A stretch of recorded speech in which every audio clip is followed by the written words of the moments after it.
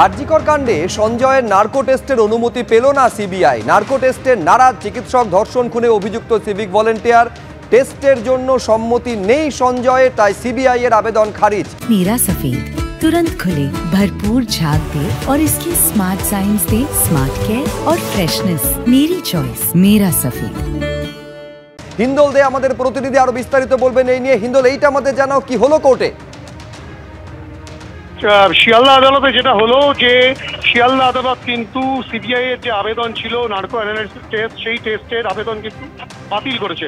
কেননা এর পেছনে যেটা বিচারক স্পষ্টত বললেন, দুতরফেরই আইনজীবীরা যারা ছিলেন তাদের সামনে যেটা একটি খাম তিনি খোলেন এবং যে খামের মধ্যে কিন্তু গোপন জবানবন্দি ছিল সঞ্জয় রায় কিন্তু এই নার্কো টেস্টের সম্মতি দেয়নি এবং তিনি যেহেতু সম্মতি দেননি সেক্ষেত্রে কিন্তু কোর্ট কোনোরকমভাবেই তা অনুমতি দিতে পারে না, তেমনটাই কিন্তু বিচারক স্পষ্টত কোর্টের প্রথমে তেমনটাই জানালেন।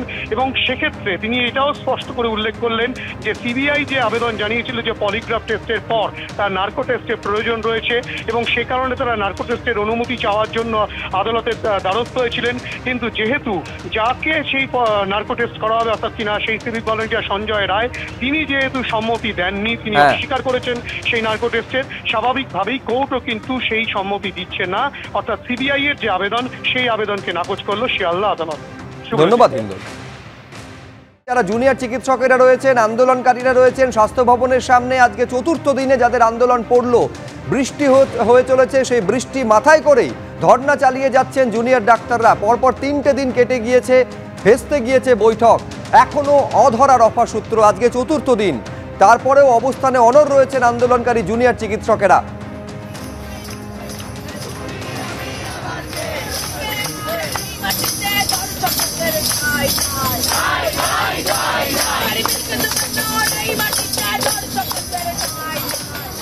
গতকালে আপনারা জানেন যে একেবারে একটা প্রস্তাবিত বৈঠক ছিল, এক আন্দোলনকারীদের একটি প্রতিনিধি দল, তারা নবান্ন পর্যন্ত পৌঁছেও গেছিলেন, কিন্তু লাইভ স্ট্রিমিং করাতে হবে, একেবারে নিজেদের বক্তব্যে অনড় ছিলেন আন্দোলনকারীরা। রাজ্য নবান্ন রাজি না হওয়ায় সেই প্রস্তাবিত বৈঠক ভেস্তে গিয়েছে। এই অবস্থায় এই আরজিকর কাণ্ডে এবার রাষ্ট্রপতির হস্তক্ষেপ চেয়ে মেল পাঠালেন, চিঠি লিখলেন এই আন্দোলনকারী জুনিয়র ডাক্তার। আমি সরাসরি ঝিলম করঞ্জায় থেকে আরো বিস্তারিত জানতে চাইবো, অর্থাৎ এইবারে রাষ্ট্রপতি, প্রধানমন্ত্রী, কেন্দ্রীয় স্বাস্থ্যমন্ত্রীর হস্তক্ষেপ তারা দাবি করছেন।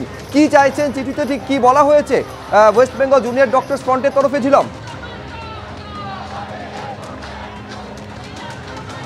তোমাকে জানিয়ে রাখবো, এই যে চিঠির কথা বলা হচ্ছে, এই চিঠিটি জুনিয়র ডক্টরস ফ্রন্টের পক্ষ থেকে 12ই সেপ্টেম্বর করা হয়েছিল, অর্থাৎ এখানে অবস্থানের অনেক আগে। ঘটনা ঘটার পর তারা পুরো বিষয়টা জানাতে সবাইকে জানিয়েছিলেন, যোগাযোগ করেছিলেন এবং সেই জায়গা থেকে রাষ্ট্রপতিকেও ইমেল করেছিলেন তারা, উপরাষ্ট্রপতিকে, প্রধানমন্ত্রীকে, সকলকে। এবং রাষ্ট্রপতিকে ইমেলের পাশাপাশি যেটা বিষয় হচ্ছে যে তারা এই মুহূর্তে যেটা চাইছেন যে রাষ্ট্রপতির তরফ থেকে এই বিষয়ে কোনো ইমেল বা জবাব বা প্রতিক্রিয়া এবং সেই বিষয়টা করা যায় কিনা সেই নিয়েই তারা একটা পথ খুঁজছেন।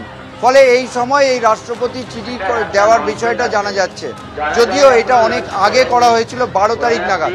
আজকে এই মুহূর্তে তোমাকে জাস্ট দেখাবো যে ঘটনাস্থলে আমরা রয়েছি, অর্থাৎ স্বাস্থ্য ভবনের সামনে যেখানে অবস্থান চলছে সেইখানে দৃশ্যটা দেখো। মাঝে মাঝে মুষলধারে বৃষ্টি হচ্ছে, কিন্তু সেই বৃষ্টি উপেক্ষা করে এখানে যারা আন্দোলনকারী তারা থাকছেন এবং তারা এই আন্দোলনের যে ঝাঁজ সেটা কোনোভাবে কমার লক্ষণ দেখা যাচ্ছে না। এবং এই মুহূর্তে জুনিয়র ডাক্তাররা, চিকিৎসকরা, জুনিয়র ডক্টরস ফ্রন্টের তারা ফের একটি বৈঠক করতে বসেছেন। তারা আইনি যে বিভিন্ন জটিলতা থাকতে পারে বা আইনের যে পদক্ষেপগুলো সেই বিষয়গুলো খতিয়ে দেখছেন, অর্থাৎ সুপ্রিম কোর্ট তাদেরকে যে কাজে যোগ দিতে বলেছে সেই নির্দেশ এবং সেই পরামর্শ, সেটার পরিপ্রেক্ষিতে তাদের কি হতে পারে। আমরা যেটা জানতে পেরেছি, গতকাল স্বাস্থ্য ভবনের তরফ থেকে সমস্ত মেডিকেল কলেজ এবং হাসপাতালে কতজন জুনিয়র ডাক্তার কাজে যোগ দিয়েছিলেন সেই বিষয়ে একটা তথ্য চাওয়া হয়েছিল এবং দেখা গিয়েছে সেই তথ্য দেখে যে সংখ্যাটা খুবই কম। এবং স্বাস্থ্য ভবনের তরফ থেকে এই মুহূর্তে পরিসংখ্যান তৈরি করা হচ্ছে যে কতজন জয়েন করেছিলেন, কতজন জয়েন করেননি।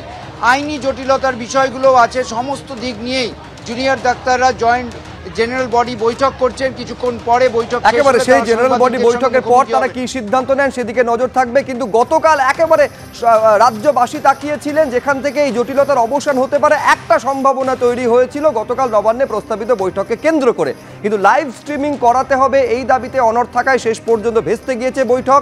এই প্রস্তাবিত বৈঠকে লাইভ স্ট্রিমিং এর অনুমতি নবান্ন দেয়নি। তা নিয়ে কি বলছেন জুনিয়র ডাক্তাররা, দেখুন।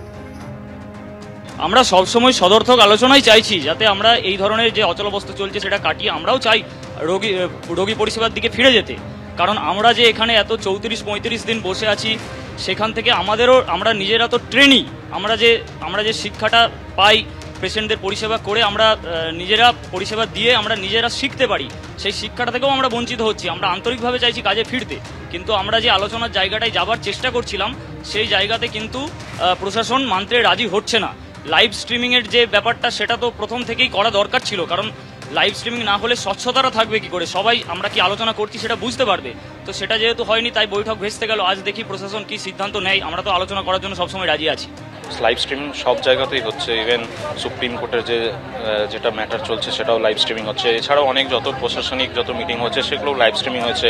আমরা যে দাবিটা করছি, যে 5 দফা দাবি রেখেছিলাম, সেটা অভয়ের এই কেসের সাথে যথেষ্ট লিঙ্ক আছে, সেই জন্যই আমরা ওই 5 দফা দাবি রেখেছি। এবার সেটার জন্য যে মাননীয় মুখ্যমন্ত্রী যে ডিসিশন নেবেন বা যা ডিসকাস করবেন সেটা যাতে সবাই জানতে পারে, সেই জন্যই আমরা সেই সুবিচারের দিকে আমরা গেছিলাম। তো দেখা যাক।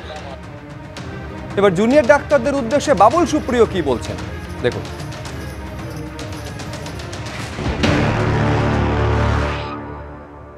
যে ধরনের মানসিকতা আমি কালকে দেখেছি, আমি সেন্টারে মন্ত্রী ছিলাম এত বছর, আমি ফার্মার্স প্রোটেস্ট দেখেছি, আমি শাহিনবাগ দেখেছি, আমি অনেক কিছু দেখেছি, কিন্তু কোথাও আমি তাদেরকে এরকম ডিমান্ড করতে দেখিনি যে আমরা হোম মিনিস্টার বা রাজনাথ সিংজিকে দায়িত্ব দেওয়া হয়েছে, আরও বড় বড় মন্ত্রীরা দায়িত্বে ছিলেন, যে আমাদের পুরোটা লাইভ টেলিকাস্ট করতে হবে, তবেই আমরা কথা বলবো। কেন? আর যদি লাইভ টেলিকাস্ট করার অনুমতি না দিই, তার মানে আপনি কিছু লুকোতে চাইছেন? এটা হয় নাকি? আবার যারা আগামী দিনে ডাক্তার হবে, যারা ডাক্তার অলরেডি হয়েছে, তারা মুখ্যমন্ত্রীকে 2 ঘন্টা বসিয়ে রেখে বাইরে থেকে বেরিয়ে আসবে কেন? আপনারা প্রিকন্ডিশন দিয়ে, আমার মনে আছে কেন্দ্রীয় সরকার পরিষ্কার বলেছিল যে কোনো প্রিকন্ডিশন দিয়ে কখনো আপনার হতে পারে না, আলোচনা হতে পারে না। আপনি যা বলতে চান স্বয়ং মুখ্যমন্ত্রী বসে আছে, আপনারা গিয়ে বলুন না। আপনাদের বলতে অসুবিধে কী আছে? আপনাদের এতটাই ইগো যে আপনারা একটা পয়েন্টে যে এটা লাইভ টেলিকাস্ট করতে হবে, সব কিছু পাবলিক ডোমেনে ডাইরেক্টলি হতে হবে, তার কি মানে আছে? ডাক্তারদের কথা যেমন আমরা শুনবো, মাননীয় মুখ্যমন্ত্রী যখন নিজে শুনবেন, তেমনি মুখ্যমন্ত্রী কি বলতে চাইছেন তার দিক থেকে সেটাও আপনাকে শুনতে। আপনারা সকালে বলবেন যে মুখ্যমন্ত্রী পদত্যাগ করুন, আবার বিকেলে বলবেন মুখ্যমন্ত্রীর সঙ্গে দেখা করতে চান। এগুলো কোথাও ডাইকটমি হয়ে যাচ্ছে না, একটা দ্বিচারিতা হয়ে যাচ্ছে না? আমার 2টি মেয়ে, আমি জাস্টিস চাই না, কিন্তু আমি এখন কিচ্ছু না করে, আমি মিনিস্ট্রিতে না গিয়ে, এত লোক কাজ করছে তাদের সব কিছু বন্ধ করে দিয়ে, কোনো ফাইল না ছেড়ে আমি গিয়ে একটা জায়গায় বসে থাকবো এবং ধরে থাকবো যে আমি আমার বসের সঙ্গে আলোচনাই করবো না। তাতে কি কোনো প্রবলেমের সলিউশন আছে?